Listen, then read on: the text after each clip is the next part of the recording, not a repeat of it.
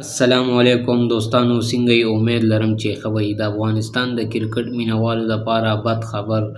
د افغانستان او د سریلنکا چې کوم نن د انډر 19 ایشیا کپ کې میچ و، نو هغه سریلنکا افغانستان ټیم ته یو غټ شکست ورکړو او په غټو سکور یې شکست ورکړو. نو دې سره د افغانستان د ټیم انډر 19 چې کوم ایشیا کپ شروع دی دوستانو، نو د دې سره د افغانستان ټیم د سیمی فاینل سفر په ختمېدو شو. ولې که چېرې نن ټاس افغانستان ټیم کپتان ګټلی وی او اول د بیټینګ فیصله کړی وی، نو بیا به ښه وه. څه ټیم کې چې ټاس وشو او سریلنکا ټیم کپتان ټاس وګټلو او د بیټینګ فیصله وکړه، ما هغه ټیم وویل چې اوس لوبه ګټل به ډېر ګران شي. ولې چې ټاس وګټي نو چیسینګ په دوبۍ کې ډېر ګران شي.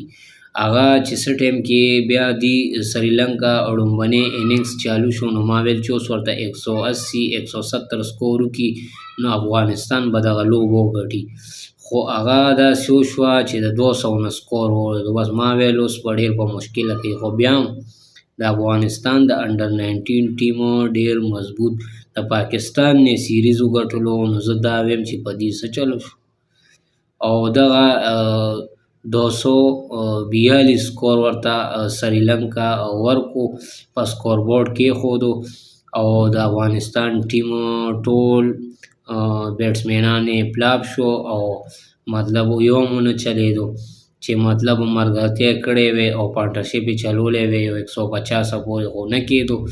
نو دې سره د افغانستان ټیم سفر ختم، ځکه چې سریلنکا ورته داسې شکست ورکړو چې اوس دی که هغه میچ دی هم ګټي بله او په 200 سکور یې مو ګټي، خو د سیمی فاینل سفر د افغانستان ټیم ختم شو. خفه شو ځکه چې لوبه ګټل نن ډېر ضروري و.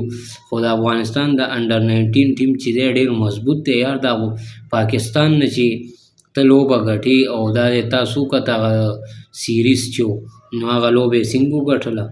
نو څومره تکړه کلاړین زبردست. زما خپله ځاني ډېر خوښ شو، مې لکه ډېر ښایسته ټیم یې دې ځل جوړ کړی د افغانستان ټیم. ما ویل دا د انډر 19 ټیم چې دی دا به دغه ایشیا کپ هم وړي، مین سیمی فاینل څه کوي چې فاینل به هم ګټي. خو بس څه ووایو یار چې د افغانستان په دې انډر 19 ټیم باندې څه چلو شو. نو دوستانو بس دغه د کرکټ معلوماتي ویډیو وه، خفم شو. خو بس د افغانستان ټیم یو لوبه پاتې ده او لوبه کې هر جیت راځي. د ویډیو کتلو مننه، خوشحاله او آباد اوسئ چې چېرته مې د الله